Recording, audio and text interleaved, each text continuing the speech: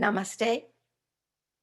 The light and love of the divine in me honors and greets the light and the love of the divine in each and every one of you here this morning, you brave souls who got up and came online. I figured everybody would be in their jammies this morning, which would have been perfect. We could have had a little pajama party this morning because, we're moving a little bit slower. But thank you for joining us here at the Awakening Way Spiritual Community. And we are a New Thought spiritual community in the lineage of Dr. Ernest Holmes.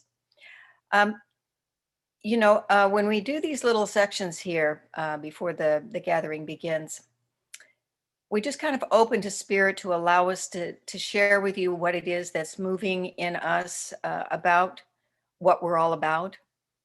And so what comes to me this morning is that we're about living. We're about living. And this teaching that we're all about is about living. It's about living. Our slogan here is living the consciously awakened life.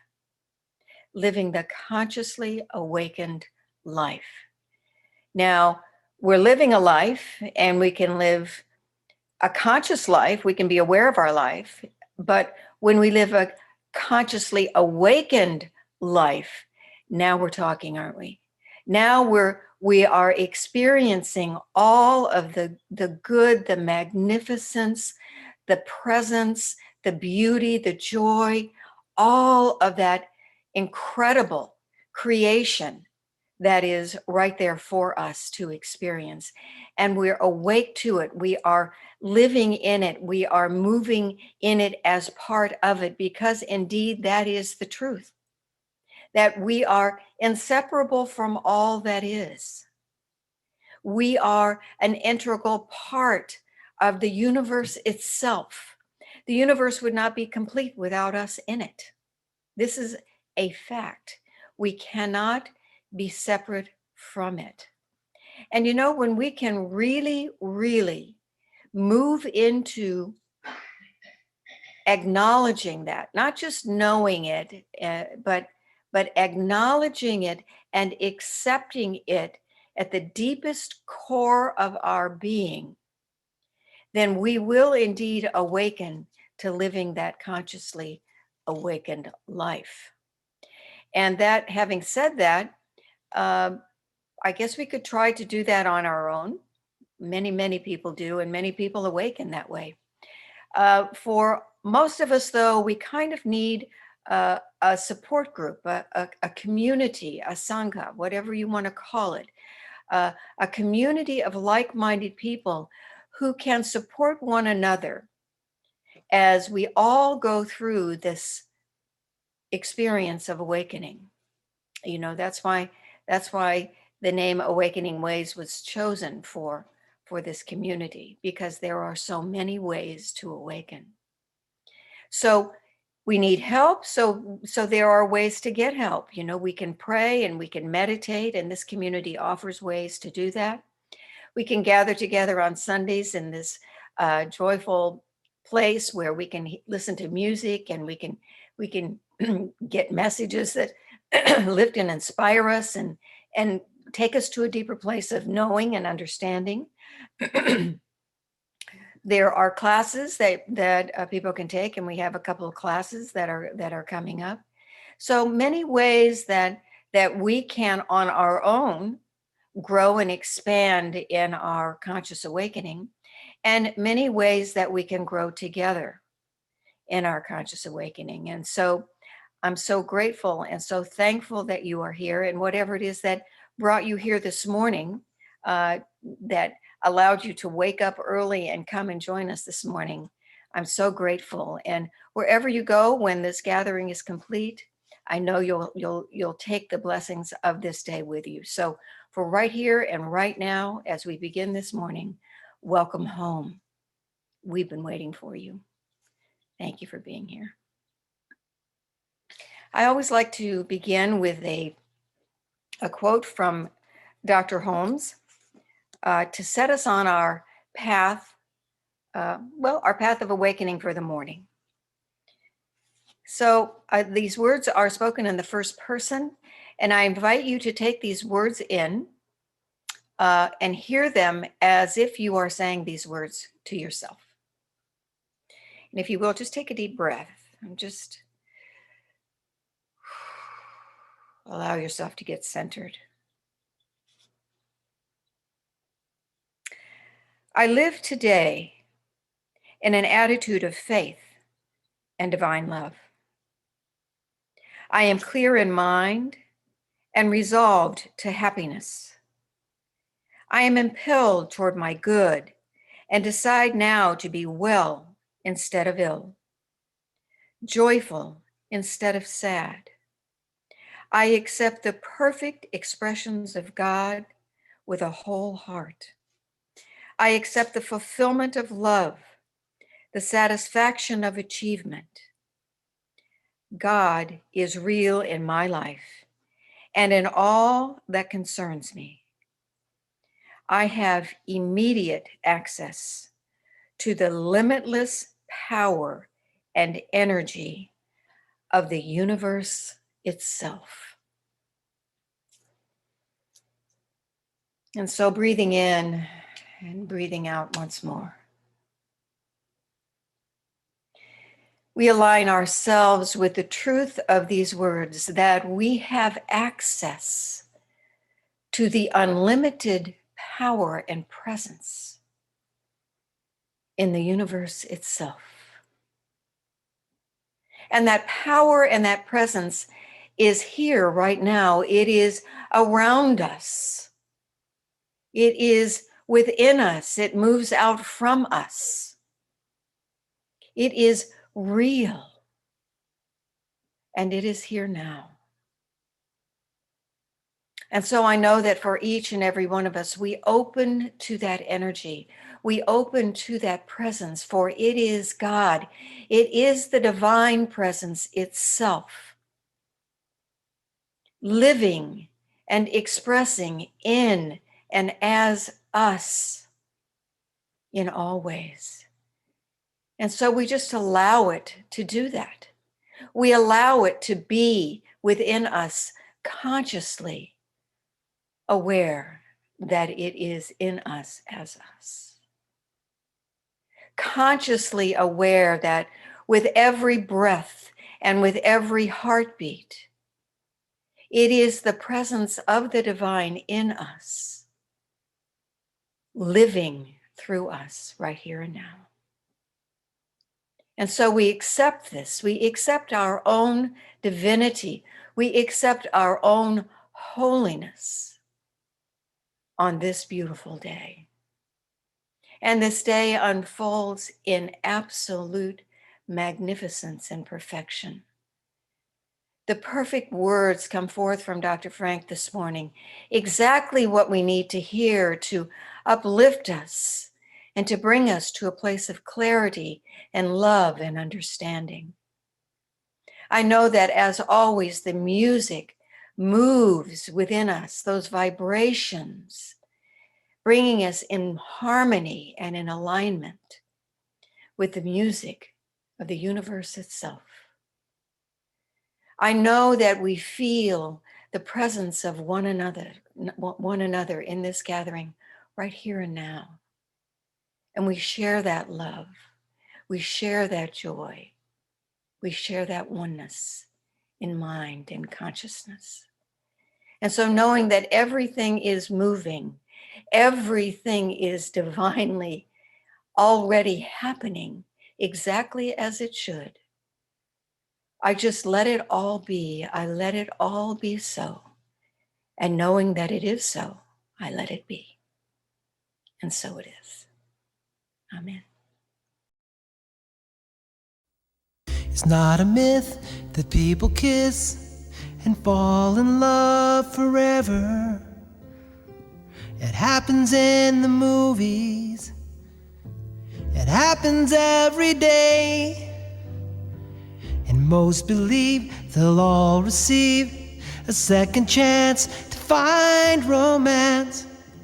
No matter how life's going, love always finds the way. Love grows in places unexpected. thrives when not neglected. It will not be denied. Love grows, and even when all hope is gone, love still carries on. And so it goes. The love grows.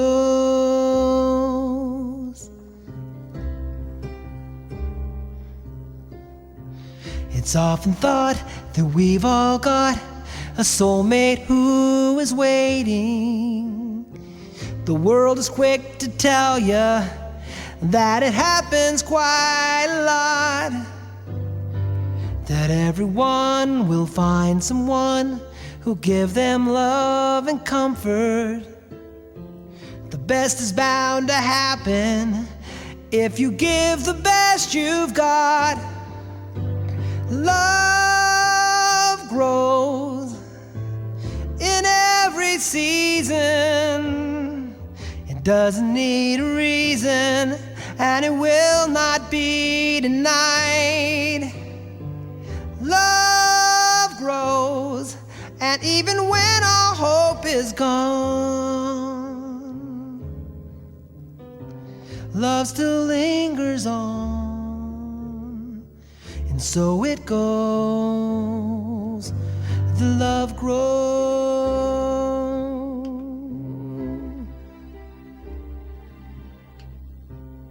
Even people rich or poor have equal chance to fall. Love will give its all.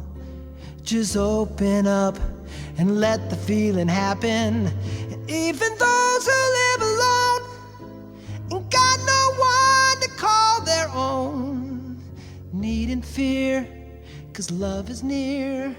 It's happening all around you. Love grows in places well protected.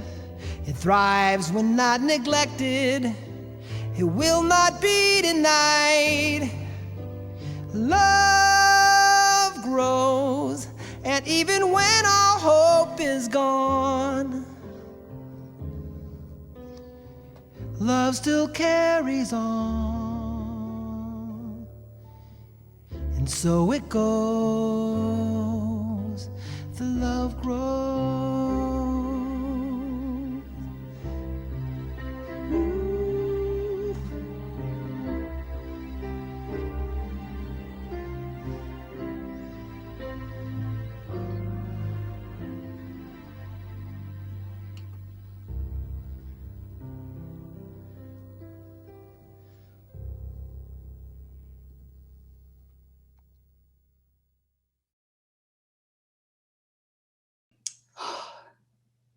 Thank you, Jimmy. That was really, really wonderful. You're in good voice this morning. Good morning, everybody. My beloved community, all of you people who got up early with us this morning. It's wonderful to see you all today. You know, our seed of awakening for this month is growth. Growth. The dictionary defines growth as the process of growing, full development, maturity. Growth can be a wonderful thing, like when your children were little and you used to put a mark on the wall or on a door jamb, and you would measure how high, how tall they'd gotten, and they would get all excited about their growth. It can relate to a garden where you track the growth of your plants, your vegetables growing in tasty rows. It can also be a bad thing, like growth in or on the body. You know, sometimes I have to go to my dermatologist, Dr. Mengele, and get him to remove the skin cancer. Sometimes it's easier. I had a growth removed from my head just last week. It was called a haircut. So growth is something that's happening all the time. And for us spiritually, it's a lifelong process. But when we look at our lives and and our growth as if they were a graph. If you could picture it like a graph, sometimes we're growing, sometimes we're kind of on a flat line, and sometimes we actually seem to be going backward and losing the growth that we've had.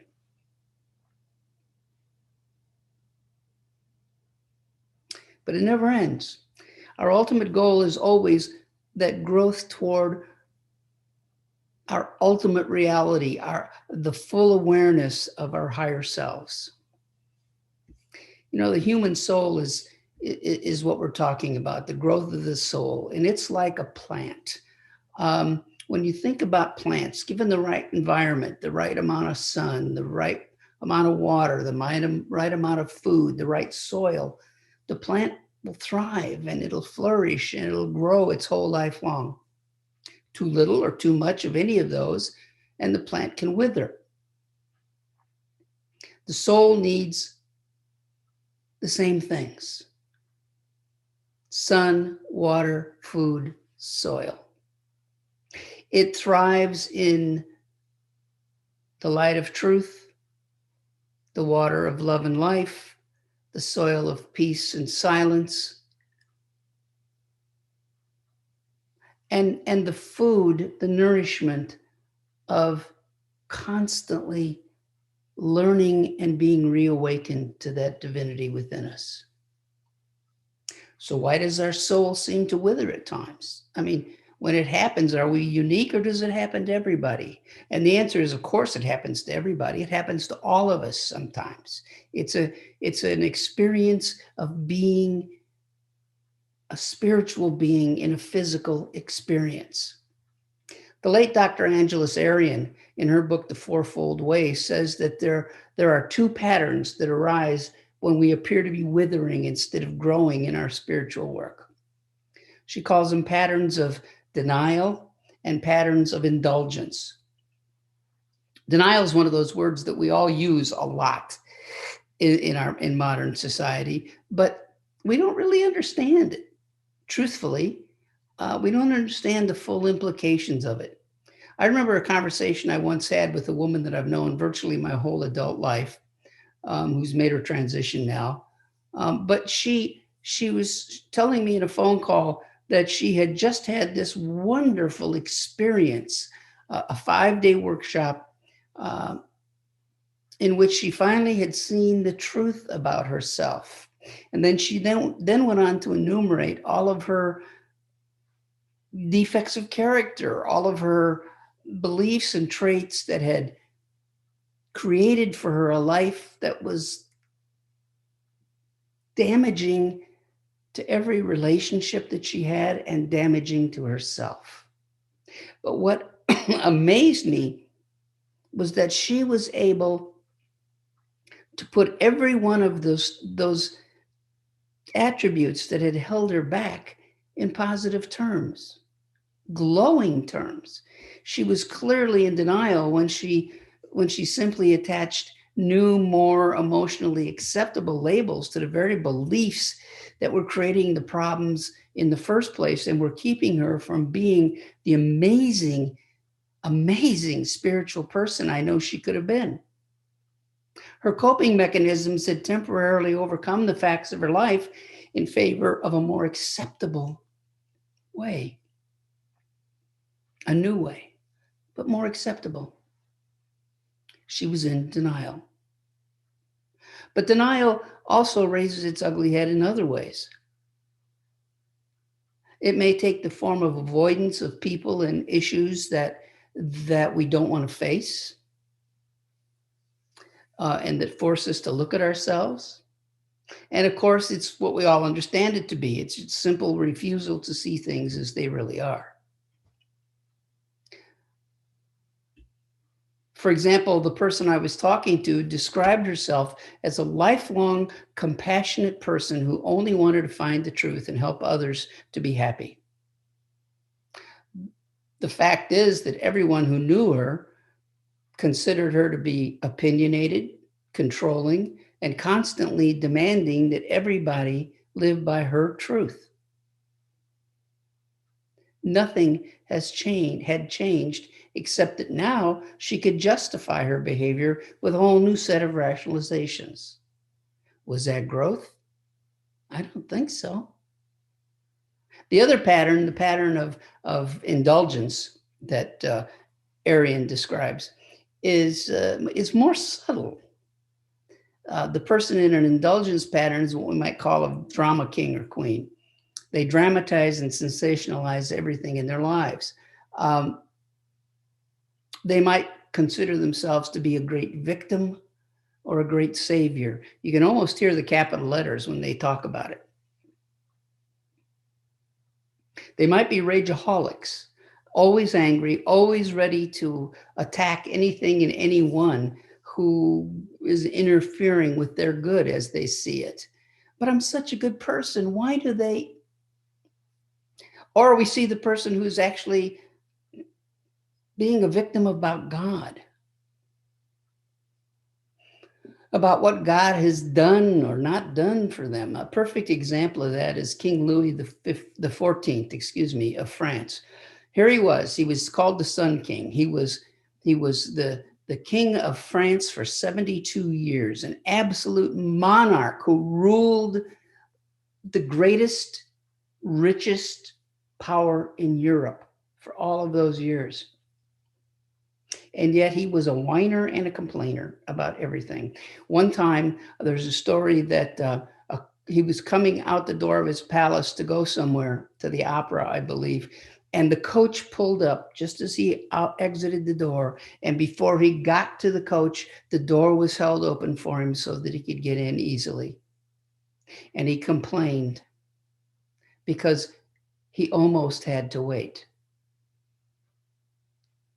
He was famous for having said about God, "Has God forgotten all that I've done for him?" As he complained about things that were going on. Our job as spiritual seekers is not to look at the patterns of others, though. Let's be clear about that, but to look at our own. We're born into this life with an absolute awareness of our unity. As small children, we see our unity in everything. It's why children are so drawn to one another instantly, and why children, hang on to cats and dogs and small animals constantly, because they recognize that that's their true self, one with everything, one with God. And that's the truth that we have to rediscover in ourselves as we enter onto this spiritual path. In one way or another, our oneness has been hidden under a manure pile of opinions and facts and beliefs that have nothing to do with the truth of who we are, and usually came to us from somebody else. There's a story about a rabbi's wife who called her cousin, who was a psychiatrist, and said, "Moishe, my husband thinks he's the new Moses, almost like a reincarnation." And her cousins reassured her that this was not an unusual, and that these delusions of grandeur were easily treatable. "Bring him in on Monday," he said, "and we'll begin work right away." "Okay," she responded, "but in the meantime, how do I keep him from parting the waters of the hot tub?" At some point in our lives, as small children, we were able to manifest and to know our oneness, but we've forgotten how. A spiritual path is nothing more than a way to reconnect our conscious mind with that true self that we are, the one. There's no path we have to take, no steps we have to climb. And when we get there, we realize that there's no there. It's not opposed to here. We're already there, and we just didn't know it. And awakening to our truth and living it authentically and with integrity is how we are there now. Having reconnected, though, is only the beginning, because the past is a hard habit to break. We get to to that spiritual awakening. We get to that place where we know that we're one, and we're doing our work every single day, and we know joy, and we know comfort and grace, because we know we are one with the divine. And then something happens, and we slip. We slip back into our past beliefs. We forget who we are. And we say, see, this doesn't work. It isn't real. The patterns and beliefs of a lifetime scream at us to go back to what seems to have worked in the past, even when it didn't, because it never did. All of our old beliefs about who and what we are have conspired to anchor us here in physical reality. And we have to move and grow, but we can't let ourselves, because to do so will mean to lose what makes us us, that ego sense of who I am. And it isolates us. It leaves us alone. Our fear of becoming, of growing into our higher self, is greater than our fear of staying in the darkness and pain of where we are now. Ernest Holmes said, we suffer not because suffering is imposed upon us, but because we're ignorant of our true nature. Great metaphysicians have all called this dark night of the soul. Some of us are probably in it right now. Certainly the experience of the last year has provided ample fodder for being in a dark night of the soul. What's it look like? What's it feel like, this dark night of the soul? It may be like what Louis Armstrong said when somebody asked him to describe jazz. He said, if you have to ask, you wouldn't understand. Or maybe you know, but never knew what to call it. It manifests in our lives as some condition, usually. That's how it starts, or seems to start. It may be a physical experience, a physical condition, maybe even life-threatening. It may be an addiction. It may be an emotional condition like deep depression. It could be many, many things. A cherished relationship that has been shattered, a financial or job related thing, like the old saying, out of work, out of luck, out of work, out of money, out of luck.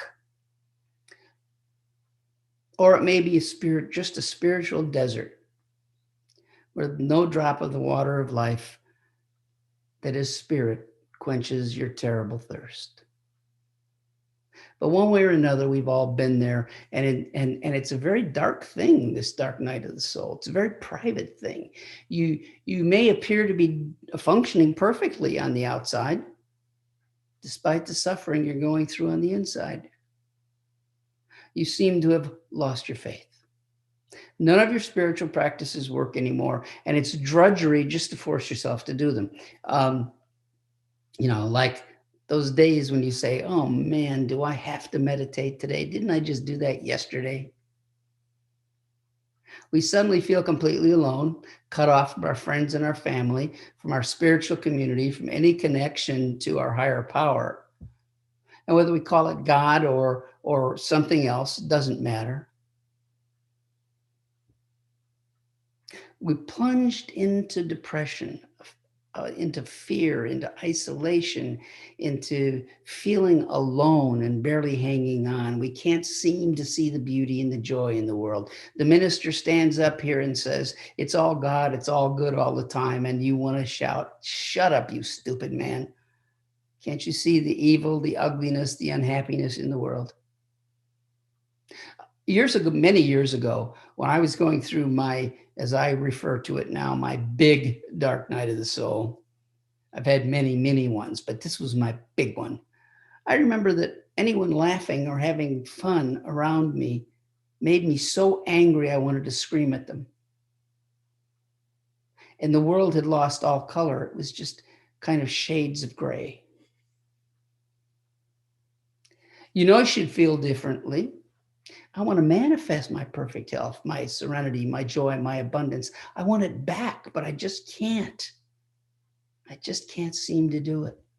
You feel like running away, leaving town, quitting the church, turning your back on loved ones and friends who care about you and are concerned about you. Nothing, not even your powerful thinking or great creative gifts, seem to be able to break through. Nothing helps.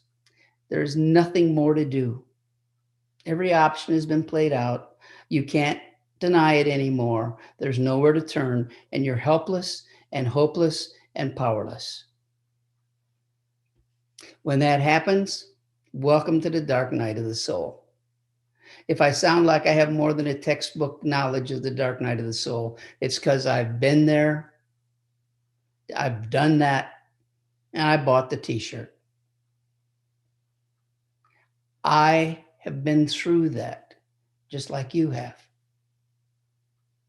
Because between the place where we're stuck in our need to hang on to our ego stuff and our need to grow through it, we're like the state of California in many ways. It's a seemingly beautiful, placid place on the outside, but underneath, there's these two huge slabs of rock pressing against one another, wedged together, pressing and pressing, each putting intolerable pressure on the other, ready to burst forth in energy. We've all had the experience of feeling that happen. They're called earthquakes. Our ego is the same way. It's locked in a battle with the call of spirit to grow. In our moment of frozen fear and powerlessness, in the darkness of our despair, we can do nothing but wait for that crack to happen, for that opening to appear. It seems to drag on forever. But Nikola Tesla, the man who competed with Edison for the invention of electricity and all that we know today, once said, universal peace is as a result of cumulative effort through centuries past, might come into existence suddenly, not unlike a crystal that suddenly forms in a solution that has been slowly prepared. And if you ever remember being in a chemistry class, you've had that experience and the awe that you feel when suddenly in this solution of liquid, it's all just liquid, suddenly these tiny crystals begin to appear. And it happens in an instant. The same is true with us. We have prepared the solution that is our soul dilemma carefully over a long period of time. We've created it for ourselves. And suddenly the crystal of our oneness appears. Because in that moment, we have finally surrendered to God. In that moment, we've finally broken through to the other side. For some, it may come as a blinding light, but for most of us, it comes as a realization that slowly dawns on us.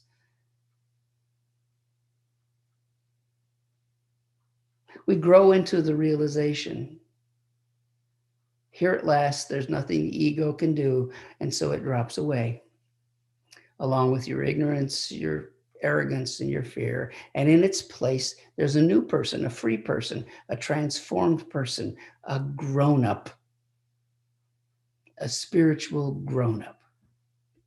Believe it or not, that's what the dark night of the soul has been about all along, growth and transformation. Any person truly on the path, on the quest of a higher consciousness is about absolutely and intensely transforming his or her ego. And the ego does not want to change. The ego is the sum total of our false beliefs and self-delusions that we've ever created for ourselves to make our lives livable. But they are what we believe we are. All of our ego attachments around jobs and money and relationships and diseases and emotional upheaval have only been holding us back from who we were born to be, a fully grown spiritual being. Imagine if plants could move from one place to another voluntarily, if they could, pick up their pot and walk across the room. And imagine that instead of sitting in the sun and luxuriating and growing and flourishing, they hid in a dark corner. And then they wither for lack of light. That's how we are when we allow ourselves to stay in our dark night of the soul. The dark night is about sinking so far into that delusion that you dissolve all those inadequacies and false ideas about who you are and grow on through to the other side. It doesn't mean giving up or surrendering. The difference is this: when we give up, we just quit and we wallow. But when we surrender, we actively turn in another direction, working with the power we have surrendered to. In this case, it means daily, dedicated meditation, prayer to be relieved of self, and contemplation on healing our old way of being, no matter what, no matter how we're feeling. We do come through to the other side, healed of that deep-rooted soul sickness of ego, and we're transformed, grown into the serenity of our true nature. As counterintuitive as it seems, when we're in our dark night of the soul, we're closer to God than ever. Meister Eckhart, the medieval German mystic, said that when we cut ourselves off from God, God grabs the thread and ties a knot in it, and the knot pulls us closer to God even while we're trying to get away. The dark night is closer to spirit than we've ever been before. We've simply turned away from that light. All of our pain, all of our self-pity, and our delusions have simply been our ego fighting against the true ego, our oneness, being one with God. And sooner or later, we will grow into it. It's up to us how dark the night has to be, and it's up to us how long it takes us to move into the light.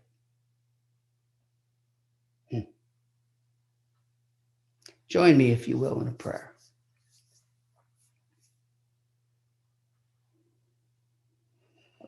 I know that there is a divine light shining through each of us.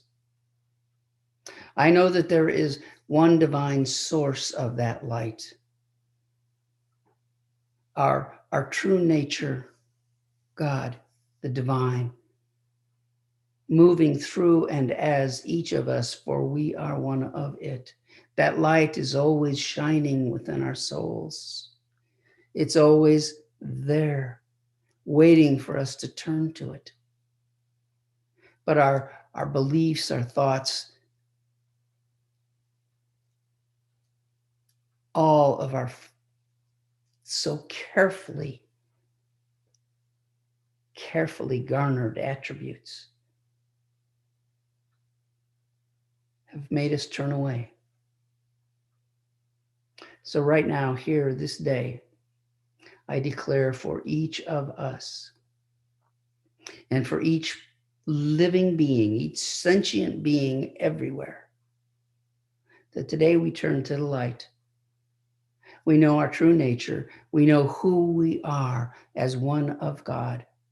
And we grow into the magnificence of that truth, becoming our authentic selves, our higher selves, all that we were born to be.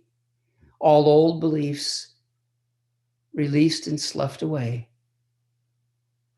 and only the perfection of our being left behind.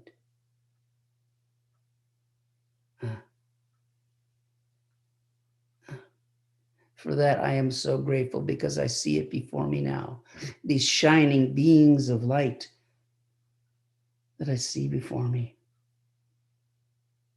All glowing with the light of the divine within us. We are so blessed. For that I am grateful. I give thanks. I give such thanks, such great gratitude I feel for this light expressing, showing forth, blindingly bright, allowing each of us to be and to become. I have spoken my word of love. Love has impelled the law into action. It has acted. It is done. It is complete. We are whole. We are perfect. We are beings of light, the light of the divine. I release, I let go, and I know, and so it is.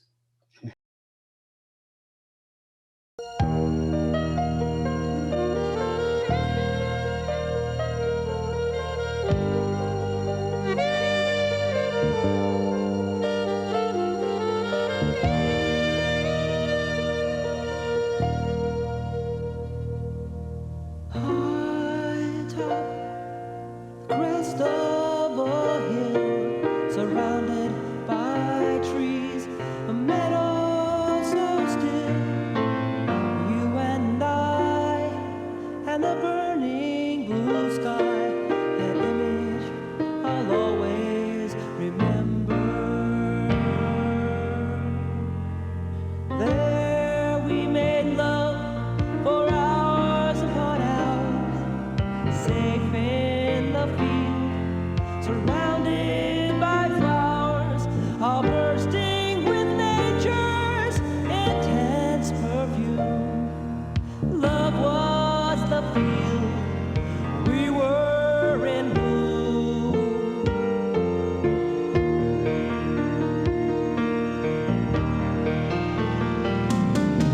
Never forget, no matter what you go through, how long ago love came so simple. And it's more than a memory of a life long ago. It's a feeling, and it's burning inside of my soul.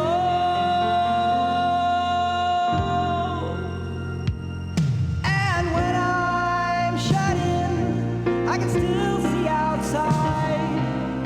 Memory serves to act as my guide, even at night in the deepest gloom. Love was the field, we were in bloom.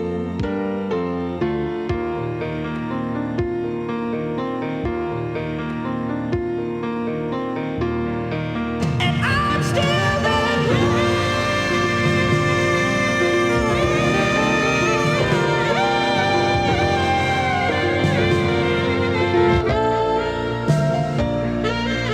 We wove our love on a lover's loom.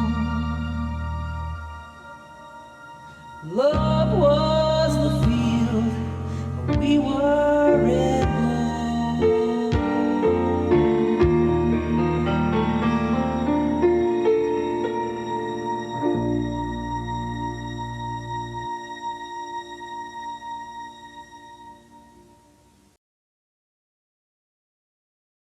Thank you, Jimmy. And just a reminder that it was all Jimmy all the time this morning for the music. He wrote the music, he sang the music, he played all the instruments. I think I heard Steve Johnson in there, and he did the videos. So thank you so much for that, Jimmy. And I just want to give a special thank you to Dr. Frank. I personally call him Frank. But I want to thank Frank this morning for this talk, because this talk was absolutely amazing. All of his talks are wonderful, but this morning's was to the moon and back. It was just absolutely wonderful. And I want to remind you all that if you want to hear this talk again, and if you need to hear this talk again, It is available. It will be available on YouTube probably by Tuesday, if you need to listen to it again, because the words of wisdom just came pouring out from him, and such deep and powerful work. I appreciate you, Frank, and I love you. Thank you for this morning. Special thank you to Ron Gallagher, who keeps this all rolling and flowing, and we would not be able to have this gathering online if well, we might, but it would look very different if it wasn't for Ron. So thank you, Ron. Thank you for all that you do. Thank you to all of you for your ongoing financial support. We still have bills. We still have to pay, pay for things. The bills come up. And it is through your giving that we are able to continue and to be here and to we're going through this experience now, but life continues on after this. And so thank you for all that you've done for us. And a reminder too that before the gathering began this morning, and we were on earlier, people were talking about the jars of affirmation, the 50 days of affirmations. And those of you who got the jars and you pulled out those fabulous affirmations every day, and then just allowed them to move through you, either through your meditations or through your daily activities. And maybe one or two of them you kept and revisited them for several days. That's fine too. But these jars of affirmations were our gift to you, with the understanding that also that this is a fundraiser, that this is our actually last year was the only fundraiser we had, and we don't know what's coming up in the rest of the year, but this is a very important fundraiser for us. And so in the best of worlds, we would have given you the jar, and the jar would have been filled with affirmations, and then there would have been a day when you would bring those jars back to the pavilion, and the jars would be filled with financial offerings, with your love offerings, with your offerings of appreciation and gratitude. And so if you're moved to share that offering of appreciation and gratitude for the 50 days of affirmation, we invite you to, you can go online and you can push the PayPal button and you can offer a financial gift in that way, or you can send a check to our offices in Atascadero. So thank you for participating. We hope that it was meaningful for you.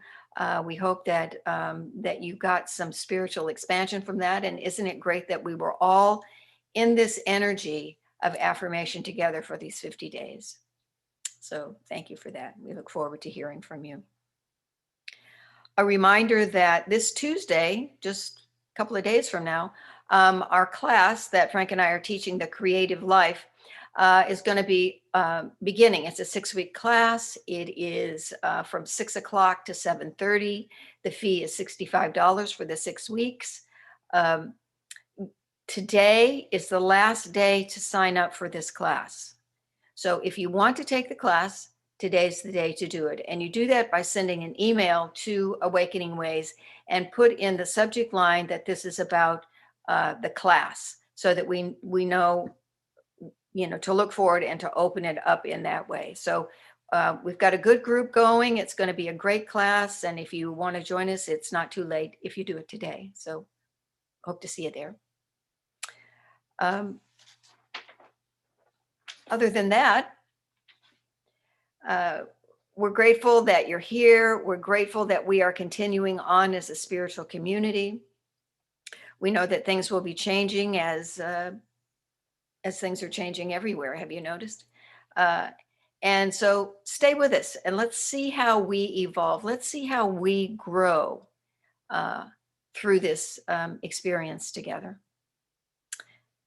So with that, I invite you to just join me in a benediction as we just center ourselves in the remarkable experience of this morning, with Jimmy singing like an angel this morning, with the message and the wisdom of Dr. Frank this morning, with the joy and presence of each and every person here, bringing their love, bringing their light, bringing their energy to this gathering. And we know that it is all spirit. It is all the divine expressing in all of these wonderful, wonderful ways this morning. What a remarkable morning, and we are so very, very grateful. And we take all of these gifts, all of this energy, all of this love, all of this stirring, this inner spiritual stirring within us, we take it all and we allow it to grow within us, and we allow it to bloom from us and to share with others. For that is the way that we grow together, the way that we grow together. And so knowing that everything continues to evolve as it will in the most remarkable ways, I celebrate that truth. I allow it to be so. And so it is. Amen.